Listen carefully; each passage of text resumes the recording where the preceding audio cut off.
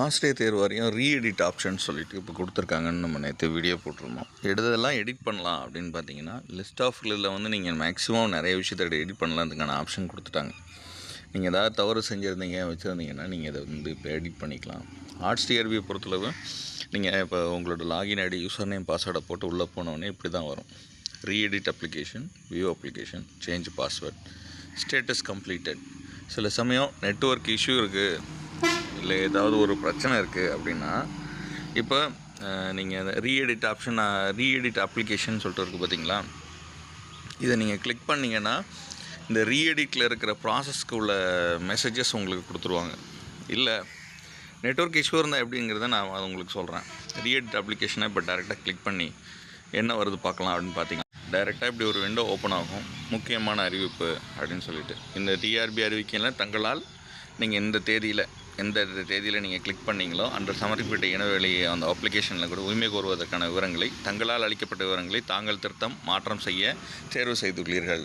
நீங்கள் இப்போ கிளிக் பண்ணி இதெல்லாம் மாற்றம் செய்யறதுக்கு வச்சுருக்கீங்க அப்படிங்கிற மாதிரியும், இணையதள விண்ணப்பத்தினை சமர்ப்பித்து தேர்வு கட்டணம் செலுத்திய விண்ணப்பதாரர்கள் மட்டுமே தங்கள் விண்ணப்பத்தில் திருத்தம் செய்ய அனுமதிக்கப்படுவர்.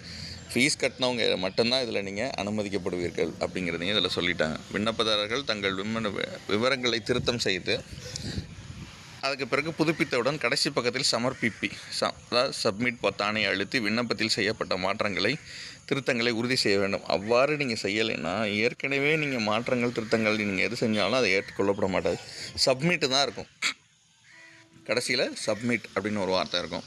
கடைசியாக ஃபைனல் சப்மிட்டுங்கிற ஒரு பொத்தான் இருக்கும். இதை உறுதி நீங்கள் பண்ணலைன்னா ஏற்கனவே நீங்கள் என்ன கணக்கில் வந்து நீங்கள் என்னென்ன விவரங்கள் கொடுத்துருந்தீங்களோ அது மட்டும்தான் பரிசீலிக்கப்படும். இதை நாங்கள் ஆட் பண்ண மாட்டோம்.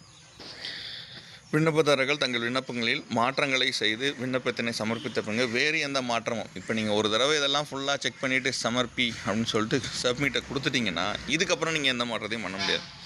திருத்தம் எடிட் ஆப்ஷன் நீங்கள் மேற்கொள்ளும் விண்ணப்பதாரர்கள் எல்லாம் பார்த்திங்கன்னா, திருத்தம் மேற்கொண்ட குறிப்பிட்ட இடத்தில் அந்தந்த இடத்துல திருத்தம் மேற்கொண்ட பின்பு தொடர்ச்சியாக அடுத்தடுத்த பகுதிகளை சரிபார்க்கணும்.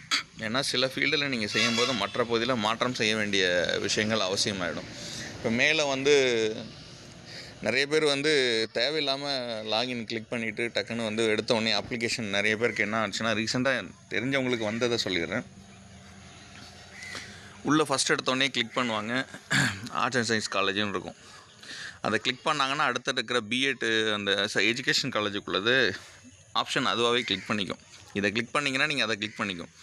அப்படியே எல்லாத்தையும் டிக் பண்ணி வந்துட்டு டேரெக்டாக எஜுகேஷன் குவாலிஃபிகேஷன் வரும்போது எல்லாத்தையும் ஓகேன்னு சொல்லிட்டு கொடுத்தீங்கன்னா பிஎட் எம்எட் குவாலிஃபிகேஷன்